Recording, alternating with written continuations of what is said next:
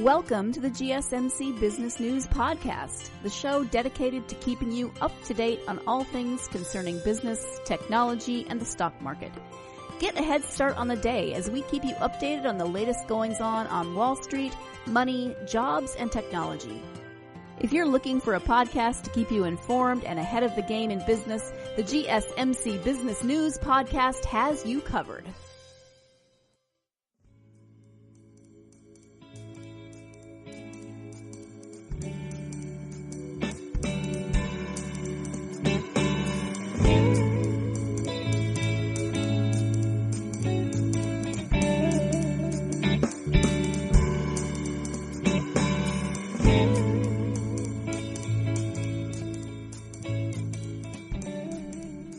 Hello, and welcome to the GSMC Business News Podcast, brought to you by the GSMC Podcast Network.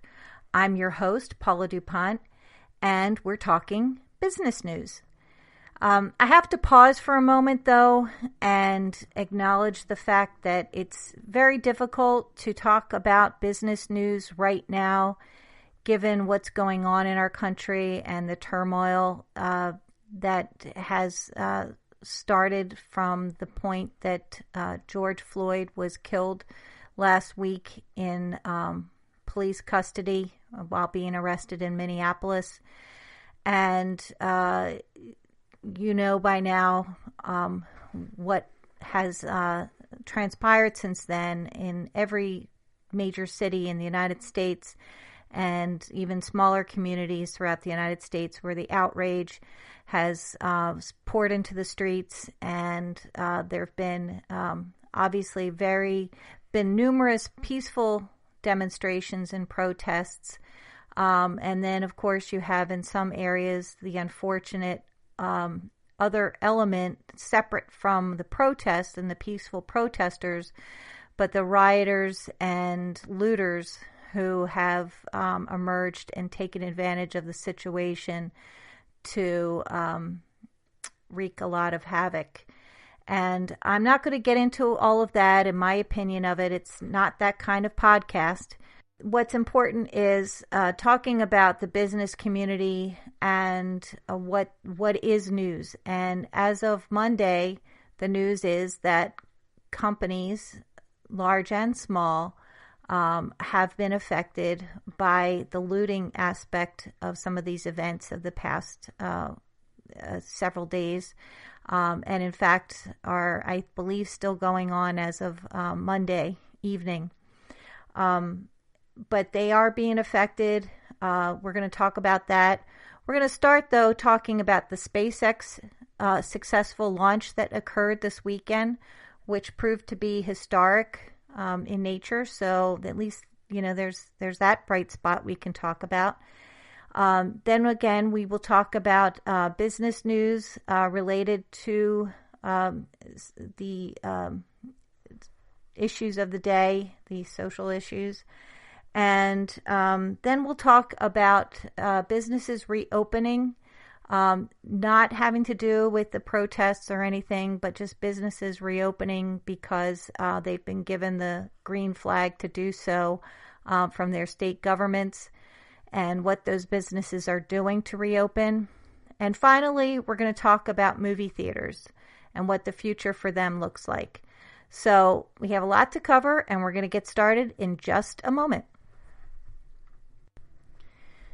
So this past weekend, the long-awaited, much-promoted launch of the SpaceX capsule happened without a hitch and met most of the expectations that were set for it, which has been something in the works for several years and really marked a significant milestone in space history in our country. It started with Saturday with a Falcon 9 rocket lifting off from Florida and heading towards the International Space Station, which I believe was about 250 miles above Earth. And this was a manned capsule with astronauts, and it signifies the first time that we have sent them in a commercial spacecraft. First time ever for a commercial spacecraft, but the first time that we've sent astronauts up since maybe 40, 50 years ago during the Gemini missions. On Sunday, the capsule, which was carrying 2 of the NASA astronauts, linked with the International Space Station. So on Saturday it was launched. Sunday is when it actually made the connection into the International Space Station. So it was a pretty big deal. And this is part of a larger effort to have NASA working with the private sector, particularly because it has not built any new spacecraft.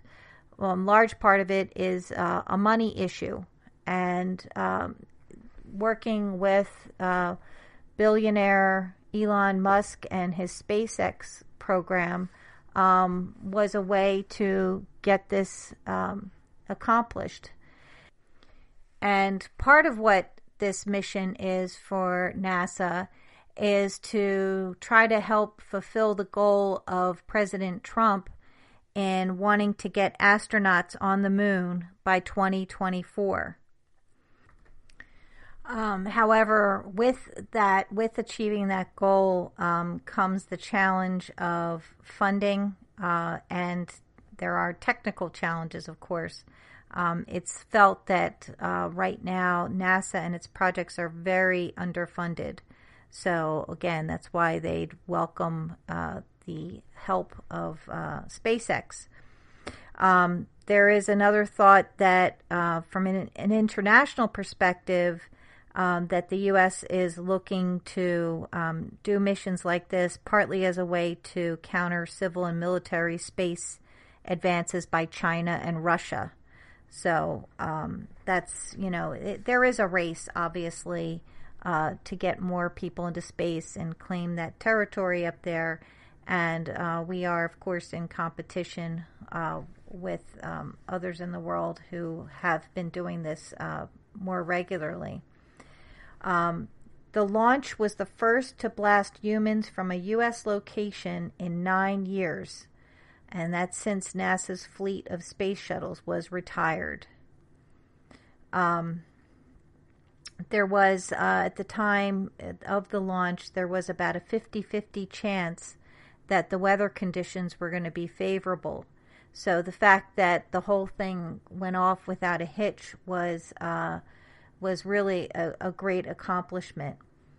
Elon Musk has said that, when people have congratulated him about this, and from what I understand, when he saw the connection with the space lab, with the International Space Lab, that he started to get choked up.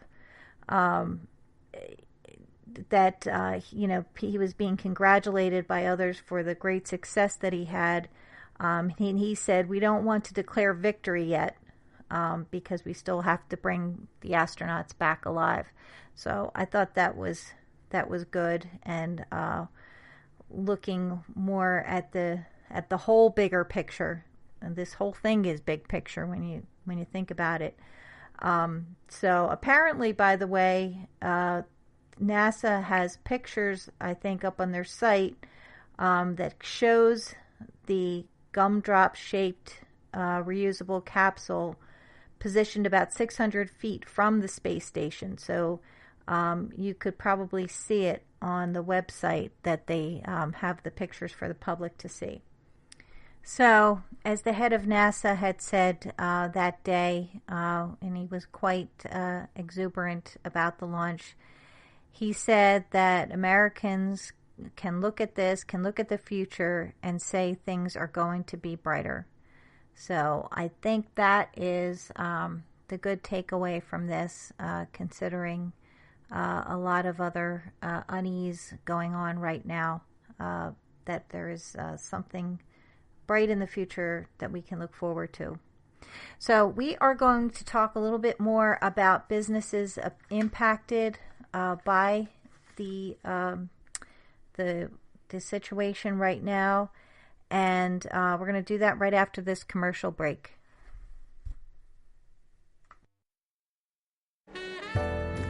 Are you looking for a podcast that gives you all of the latest news from the world of finance? Then check out the GSMC Financial News Podcast. We'll delve into the ups and downs of the stock market, changes in the economy, and news from the world of real estate and technology. From breaking news on the New York Stock Exchange, NASDAQ, or the overseas market, to updates on the bond market, if there's money to be made, we'll cover it on the GSMC Financial News Podcast.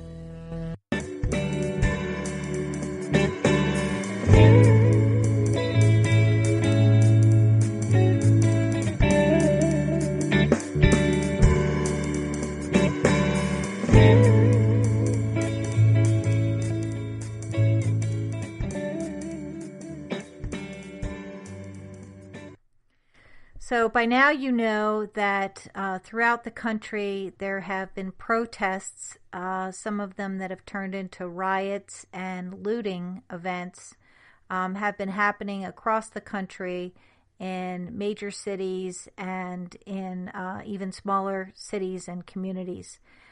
And you've seen the video footage of the violence and the looting, people bashing in businesses and their windows and ransacking stores.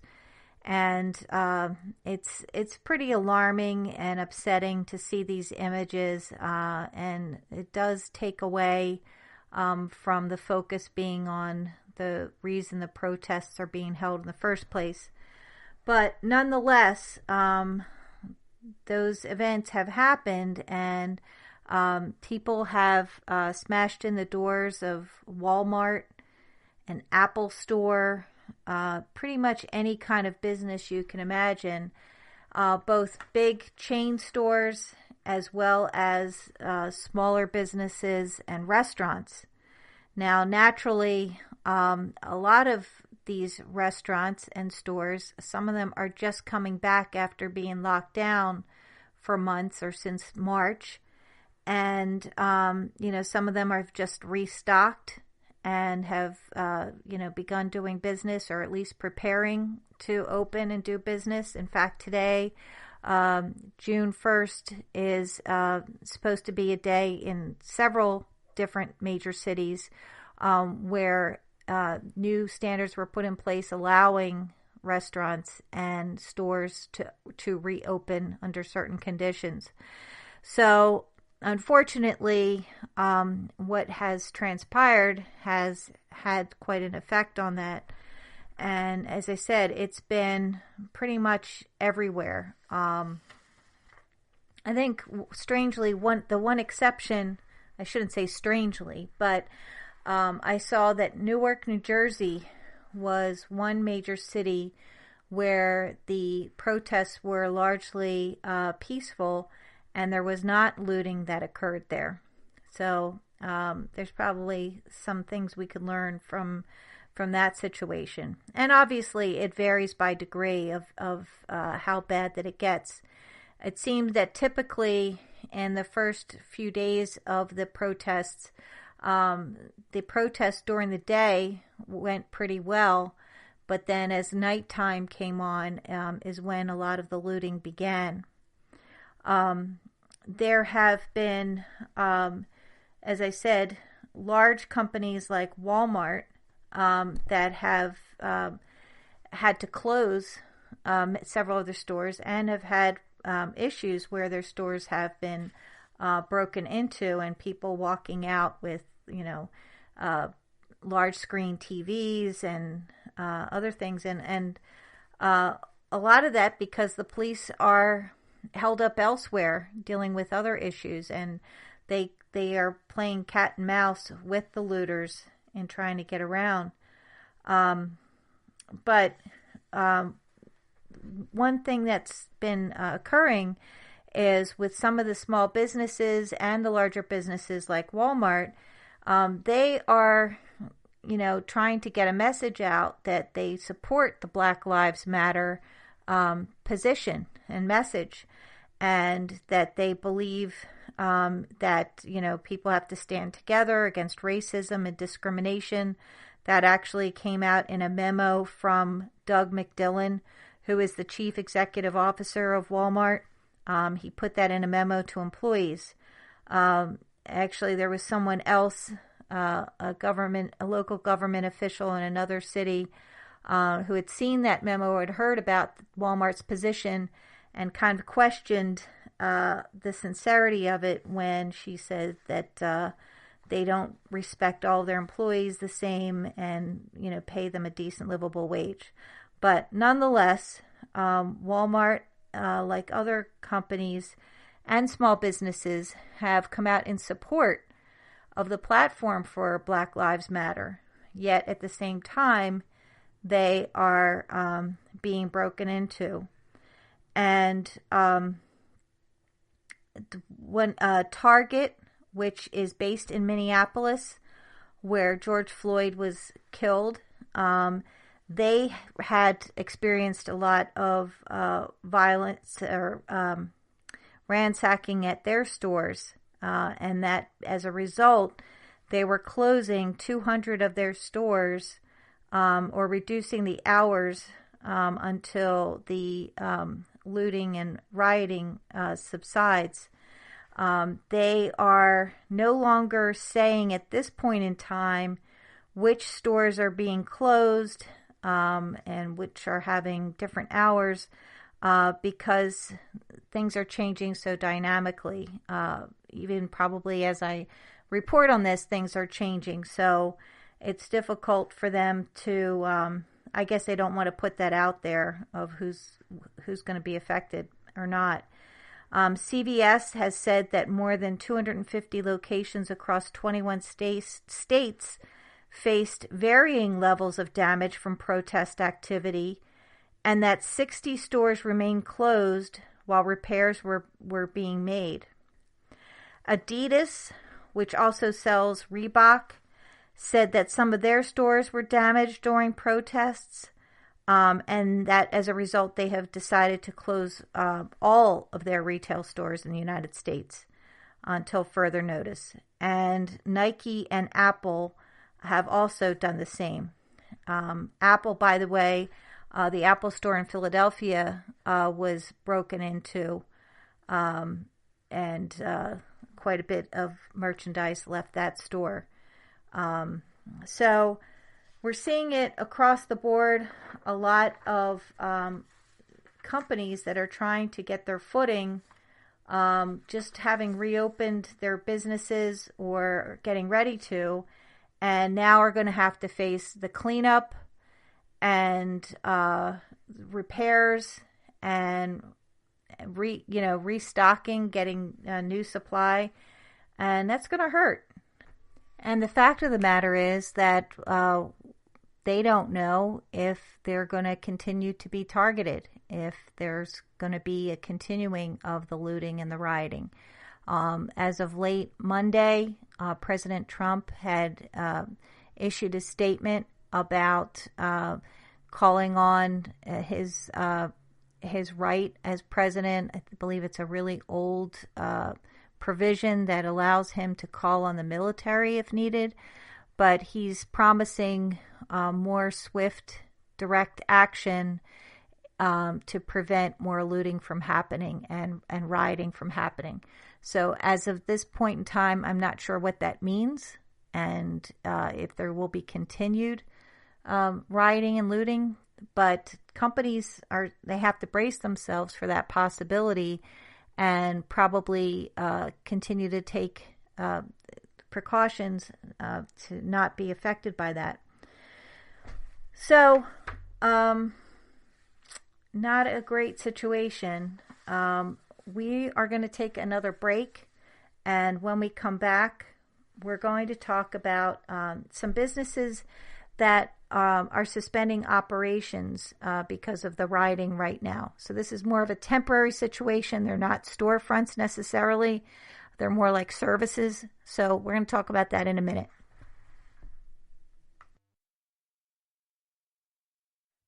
Do you work in the world of marketing and advertising?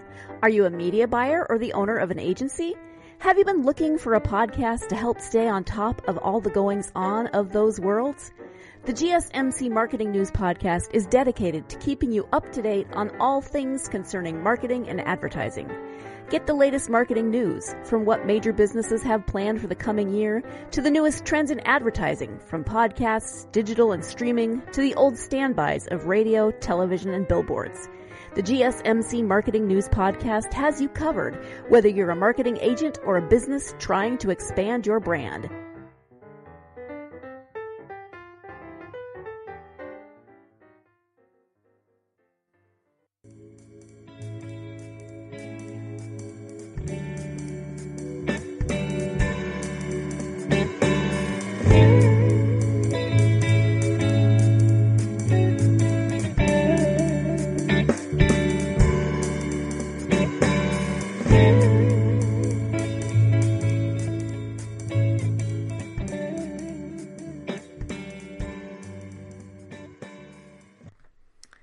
After multiple days of protests and rioting, several cities across the country have implemented curfews for Monday, June 1st. And because of that, several service companies like DoorDash, for instance, and ride-sharing companies like Lyft and Uber are temporarily suspending service in some of those cities across the United States. Again, it's a temporary order and it's around the curfew. More than 36 cities have implemented curfews following the demonstrations. Police in several cities have had to use tear gas and rubber bullets against protesters, and businesses have been vandalized, as you know. And because of that, these companies, I guess, want to protect their employees. And in some cases, I guess also their vehicles as well, which have been targeted in some of these riots. Recently, a Lyft spokesperson said that Lyft is following the direction of local government, and that is why they are, working around the curfews. And they did not specify which cities they were going to pull back their drivers. Uber, same sort of situation. They have suspended operations. They suspended operations over the weekend during the curfew hours in Minneapolis, Oakland, San Francisco, and Los Angeles. And they were expected to continue today as well, June 1st. And they have not indicated what other cities that they would be also curbing their operations, but they have indicated that it would probably be other cities as well. And by the way, for these particular service companies to suspend operations even temporarily, it's kind of a double-edged sword, because with so many people heading into the cities for these protests and having to be out by the curfew time, a lot of them are probably going to need a ride. And at the same time, DoorDash, which has actually seen a large increase in the orders that it's been getting during this pandemic shutdown, because restaurants, of course, have been closed to dine-in options, and more people have had to order their food online and have it delivered. And of course, at this time, restaurants who would be in these areas and might otherwise provide orders that would be sent out by DoorDash, that's going to hurt. So, it's obviously a decision not taken lightly, but I understand that, and this may be hearsay, but I understand there was an incident with an Amazon driver whose truck rioters were trying to get inside the truck. So that becomes a real safety issue. And incidentally, Amazon is one of the companies that is suspending or adjusting its routes in a number of cities to make sure that their drivers are safe, particularly in Chicago and Los Angeles, where they've been instructed to stop delivering packages and return home, or at least that was during the height of some of the riots happening there. So, it's a tough situation. And as I said, they probably stand to lose some because of it. The other issue, too, is that in some places, the first responders or the nurses and doctors at the hospitals and other city workers would rely on some of these services on Uber or Lyft to get home, where they may not have access to public transportation. And that also becomes an issue as well. So obviously businesses and services companies are very much affected by the rioting. And I guess the good news on that front is it's temporary. And hopefully that's not going to be an issue much longer, because we need whatever services are still available to us during this pandemic that help us get around and replace public transportation or driving when that's not an option. So anyway, I just wanted to mention those companies and what's happening with that. We are going to take another quick break, and when we come back, we're going to talk about corporations that are aligning themselves with the Black Lives Matter movement. So more on that in just a moment. Hear this out. There's a podcast network that covers just about everything that you've been searching. Hey! The Golden State Media Concepts Podcast Network is here. Nothing less than a podcast bliss with endless hours of podcast coverage. From news, sports, music, fashion, cooking, entertainment, fantasy, football, and so much more. So stop lurking around and go straight out to the Golden State Media Concepts Podcast Network. Guaranteed to fill that podcast itch. Whatever it may be. Visit us at www.gsmcpodcast.com. Follow us on Facebook and Twitter, and download us on iTunes, SoundCloud, and Google Play.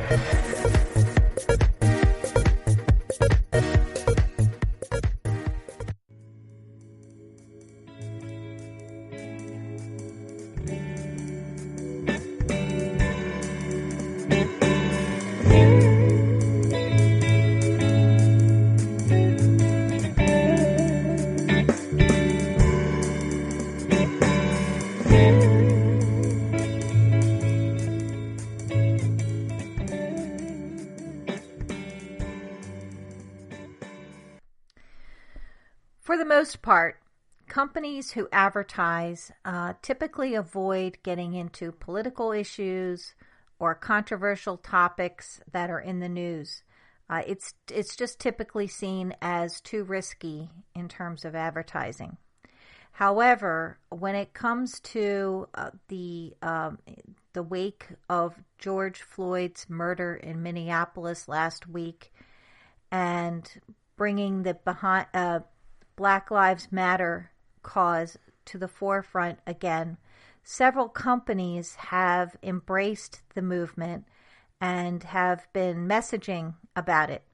Nike, Twitter, and Citigroup are just a few of them that have linked up with the Black Lives Matter movement. Netflix recently posted on its Twitter account that to be silent is to be complicit. Black Lives Matter. We have a platform and we have a duty to our Black members, employees, creators, and talent to speak up. There was an article in The Verge news site recently that talked about this, and it said that speaking out on social issues is often a calculated decision. a form of, quote, values and identity-driven targeted marketing, unquote. And that was actually a quote from a professor at the Wharton School of Business at the University of Pennsylvania. And the idea is that things have shifted in the advertising and marketing world where companies really want to come across with their values and demonstrate them. And that is seen as a way to ensure customer loyalty. By the way, I think you could see that in some of the efforts made by companies during the coronavirus pandemic shutdown, where you see companies doing goodwill gestures, getting involved with the public, and doing community action, donating to food banks and volunteering, and even discounts or free subscriptions to some companies that are subscription-based type companies. And so I think a lot of that goes to being a good corporate citizen and recognizing the values of the consumers, the people that it serves. So the fact that several companies are taking on the Black Lives Matter movement seems to make sense because it reflects the general sentiment.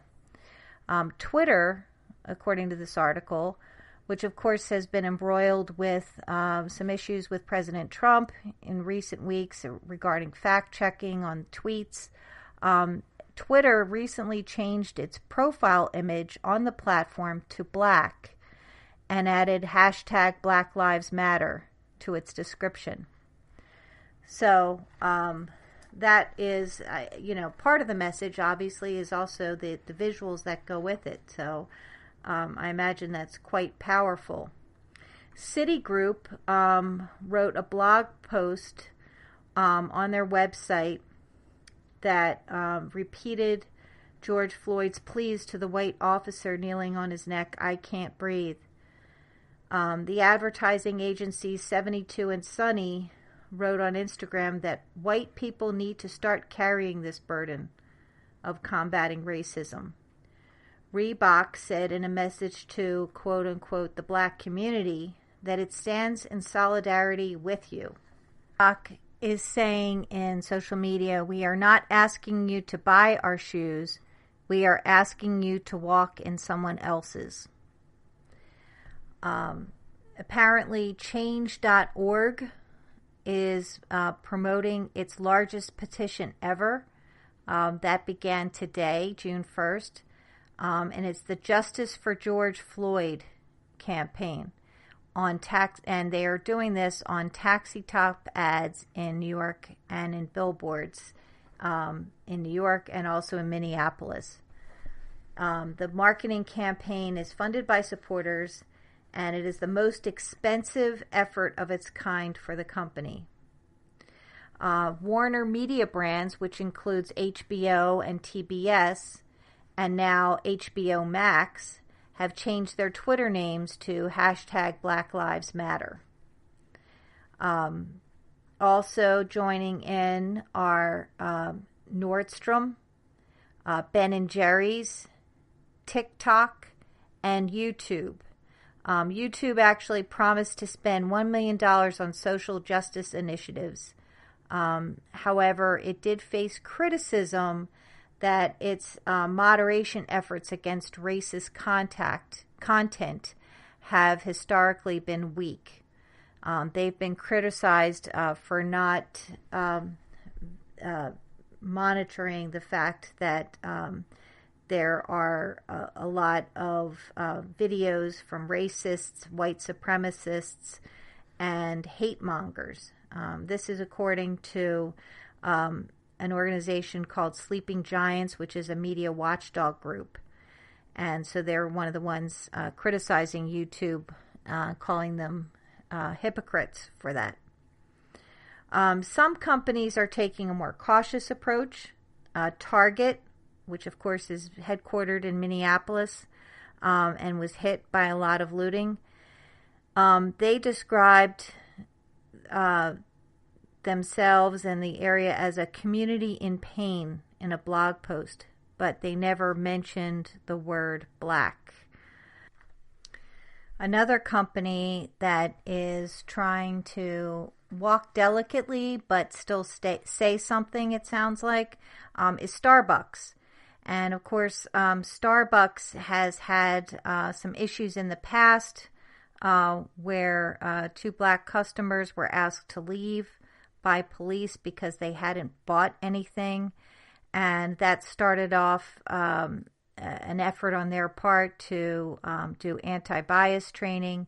And they did a lot of things within the company to help change the attitudes of their workers and their policies and approaches to business because of that.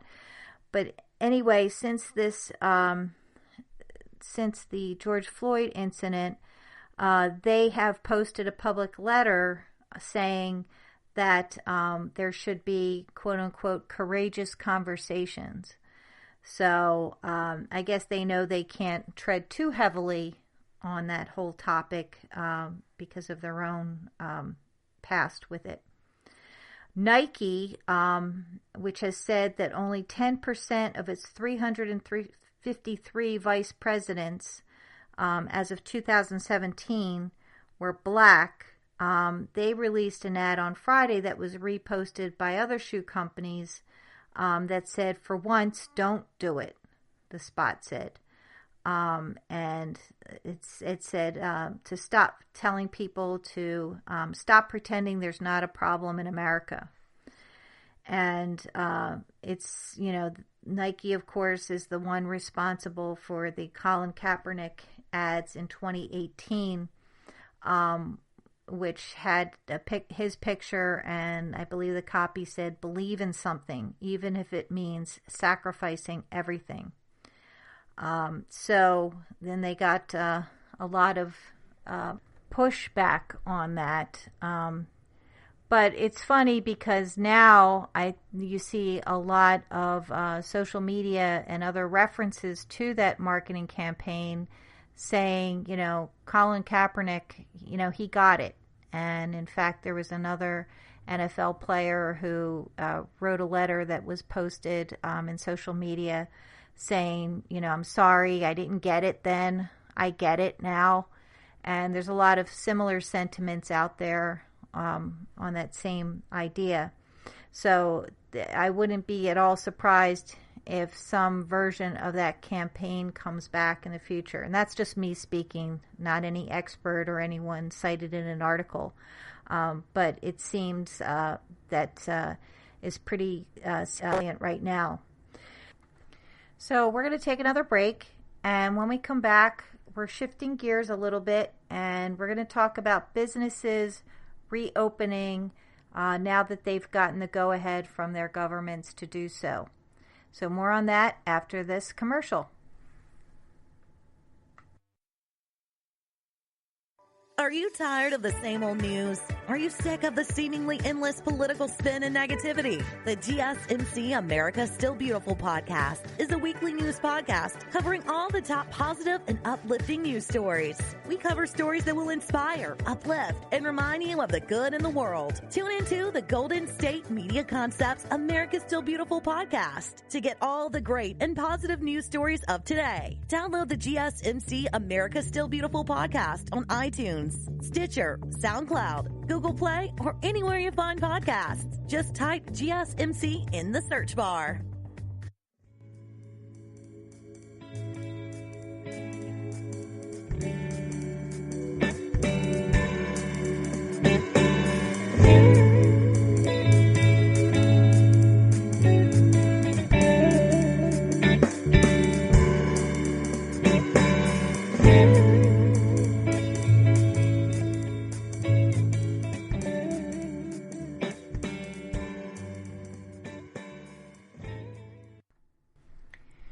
In recent podcasts, I've talked about businesses reopening. What are some of the considerations? What are some of the rules or standards that are being put into place for how they can operate? what particular jurisdictions are saying businesses can do, particularly when it comes to service business or restaurant businesses and others who have to rely on pickup or curbside service. So now I have another update which talks about some businesses reopening and how they're going to do it in terms of workforce and spacing. As you know, the big question on a lot of people's minds is, can I continue working from home? And remote work has been obviously a big topic. A lot of people have embraced it, and companies who were reticent about it prior to the lockdown have now become believers. They would like to continue that or see it continuing. I mean, after all, it does save some costs when it comes to real estate and what's involved in having people on site. But also there's the safety issue. And, we know that the coronavirus is going to still be around for a while. It's still a threat and will continue to be a threat until the vaccine is widely available. And given that there will be a vaccine, we have to get it first and then make it widely available. But needless to say, the coronavirus is going to be around for a while. It's a threat to businesses. It's going to be an ongoing challenge for businesses and how they can have employees come to the office safely and engage with customers and other suppliers, whoever. And this is going to be a challenge. So a lot of companies are still figuring it out, and some have already had to come up with a plan so that they can open. And of course, that's the aim. So some companies like Twitter are embracing the work from home for the long term. So they're one of the companies that's going to allow a lot of its workers to continue working remotely. Apple, however, is kind of going against the trend in the tech industry and is having most of its employees gradually return to the office. And then in other industries like finance, they are exploring more phased-in return of staff. So I have some examples of some companies and what they're doing. So J.P. Morgan Chase, they expect to keep offices half full at most for the near future. Walt Disney World is planning a phased opening, with Walt Disney World's Magic Kingdom and Animal Kingdom opening on July 11th, and Epcot and Hollywood Studios on July 15th. And in another podcast, I had offered the details about what that would look like, including a lot of empty seating, a reduced capacity. I don't believe they've put a target number out yet for what their capacity limit will be, but they do have one. I think it's just that it's not necessarily communicated. Some of the other things they're doing is reservations to get your tickets, and a lot of hand washing, and they're going to have people going around to enforce the face mask idea and have signs around to remind people about social distancing and not touching a lot of stuff in the stores. So those are just a few examples of what they're doing. American Express, a majority of employees can continue working remotely for the rest of the year. So obviously they have found that works well for them. Starbucks plans to open 90% of its U.S. locations by June 1. That's today, although most stores will remain drive-through and pickup only. For Walmart, employees must wear masks, practice social distancing whenever possible, and wash hands regularly. Goldman Sachs will be running a hybrid business model of people working from home and the offices around the world for quite some time. Credit Suisse, 4-phase plan for returning to the office, with many continuing to work from home in the first weeks and months, according to a staff memo. Citigroup will have some staff work from retail branches and satellite offices rather than its main offices in London and New York. The bank also expects to accommodate more flexible arrangements, such as working 2 days from the office and 3 days remotely. Visa will allow a majority of its workforce to work from home throughout 2020, and they're looking at bringing employees back to offices on a site-by-site basis in stages. McDonald's, the company has sent U.S. franchises a 59-page guide to reopening the dining rooms that includes how to enforce social distancing, cleaning bathrooms every half hour, and turning off soda fountains if they aren't able to assign an employee to operate them. Macy's is reopening stores in phases, and they will leave open only a few fitting rooms and will hold all merchandise tried on to or returned for 24 hours. Kohl's is closing all of its dressing rooms and also holding returned items for 48 hours. Gap also is closing its fitting rooms and also holding returned merchandise, but for a day. Facebook, most employees will have the option to work from home forever, but may face pay cuts depending on if they move. There was an item recently talking about how Facebook was going to determine which jobs could be permanently remote jobs, and what workers would qualify to have those jobs. One of the things that they mentioned was that they could not be recent college grads who just recently joined the company. They had to be more experienced workers who were going to be afforded the opportunity to work from home. Microsoft also is giving an option to work from home until at least October, and the same is also for Amazon, obviously for those workers who are currently working remotely and not those in the warehouse.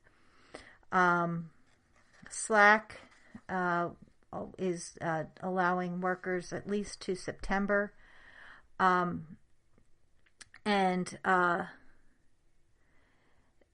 For Uber, everyone riding, driving, and delivering on Uber's platform must wear a face cover or mask. So that's one of the rules. Same thing for Lyft, and then is also making other sanitizing equipment available to drivers. Looking at some of the airlines, they all have a variation of procedures regarding wearing face masks. United Airlines flight attendants are required to wear face masks, and that also extends to passengers. Delta Airlines, same thing, and also American Airlines as well. And several of the others, I believe, have the same sort of policy. So, companies are doing a lot of different things. We've heard a lot about companies that are doing temperature checks for both employees and customers and anyone who might visit a company location, where they will be required to have their temperature taken as they come in. And then there may be other questionnaires to determine, their susceptibility to being infected or bringing infection in with them. So that's not necessarily pointed out in all of these companies that I mentioned, but I imagine a number of them will have that kind of procedure. So we are going to take another break, and when we come back in our last segment, I'm going to talk about movies. And you may wonder, what does that have to do with anything else? It doesn't. It's just a kind of an update on where the movie theater industry is, not movies, but the theater industry. So more on that on just a moment.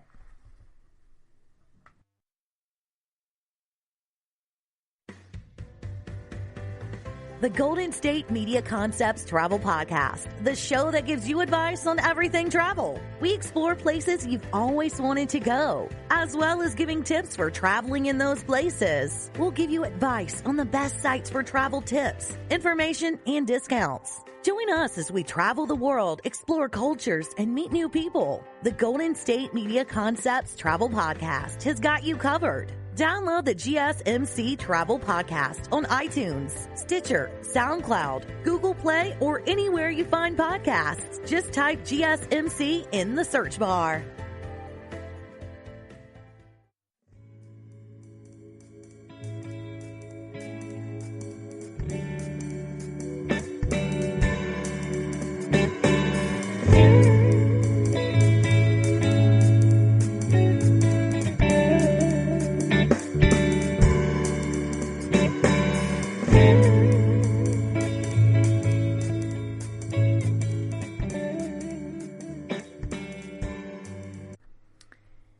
If you're a business owner during these pandemic times, you probably say to yourself at least once on any given day, when can I catch a break? It just seems that there's just been one hit after another, either with the delayed reopening and, of course, not having a vaccine or one effective treatment that stops the coronavirus dead in its tracks. Every day the numbers go up. Well, actually, at this point in time, hopefully they're coming down in more areas. But the fact of the matter is, every day there are new cases that are diagnosed, and unfortunately, more deaths to report. And all of that is a tremendous personal setback for people. But again, for the business community, it's just one more big factor that provides a world of pain. Well, the theater industry is definitely one of those businesses that probably says, can we catch a break, please? They were struggling before the pandemic because of the high fixed costs that they have and the mounting debt and the effects of in-home streaming options, which have affected people going to the theater. So a lot of those things were tough enough to contend with. And then you have the coronavirus coming, and there's just no safe way to deliver your product during a coronavirus when your product is the theater seat and being in a large group gathering. So it's been tough, and I think probably a lot of people have been expecting that it's probably not going to bode well for theaters when they reopen. Add to that when Trolls 2, the movie, was released, which had been planned to be released as a theater premiere and come out widely in theaters back in April. Instead, the company, I believe is Universal, opted to release it by streaming, to release it through streaming service, and it ended up being very successful. It outsold the regular movie theater premiere of Trolls 1 a few years back. So, that then signaled that the movie industry may change how it debuts movies, and whether it was going to be now a regular thing that movies would be released both streaming and then in theaters. And in fact, that is what Universal had said was their plan going forward, to release it both ways. So with all of those things, it does put an awful lot of pressure on movie theaters to stay viable. And naturally, with all of these issues. It's, some of them are going to end up having to close. And, with the closures, the unfortunate thing is that theaters are tough to sell. According to theater owners and real estate experts, cinemas tend to be tough properties to move because of the sloped floors, and the fact that they have multiple rooms make them difficult to repurpose for other things. And right now, again, because of the unfortunate situation, you have a lot of large retail spaces that are going to be up for sale as well. So there's places that are probably easier to change to adapt to a new business that might buy it. So that's pretty tough. Movie theaters are considered single-purpose buildings, so that's what makes them difficult to sell.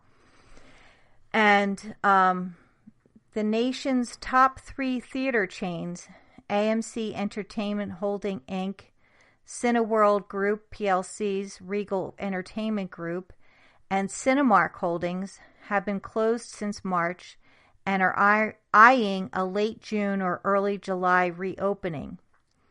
However, it's likely going to be to a reduced capacity audience. There's no way they can social distance the same number of people that they would have in a regular movie during regular time. All 3 of those companies have furloughed employees, and it's thought that they probably won't be able to come back with all of their theaters when they do return late June, early July. Cinemark already has permanently shut some locations down in recent weeks, including a 14-screen theater in Bristol, Virginia. And that's part of the problem, too, is that some years ago, a lot of theater owners had upgraded to have multiple movie theaters, cineplexes that had, 20 movies playing at the same time.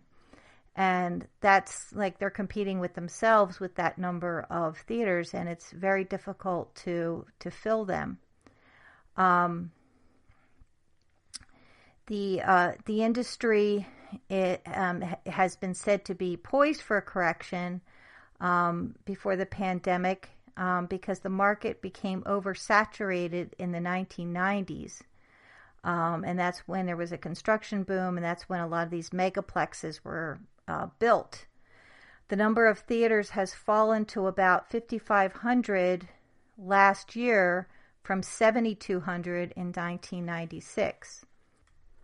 I just hope that enough remain open and in my area, because it's one of those things that's on my top 5 list of things I want to do once the lockdown is over and I can move freely about my area. I want to go to the movies, and it's just a different experience than watching it at home. No matter how great your streaming services are and how great the quality of your TV is and the sound quality, and you've got a theater system and whatever set up at home, there's just something very different and special about being in a movie theater, being able to, buy your expensive popcorn and soda and sit there among other people and enjoy the film at the same time. It's not that we're all talking to each other anyway and saying what we think of the film, but there's just something kind of magical about that, because you know that you're all experiencing it for the first time. In any case, there will be theaters open, I'm sure.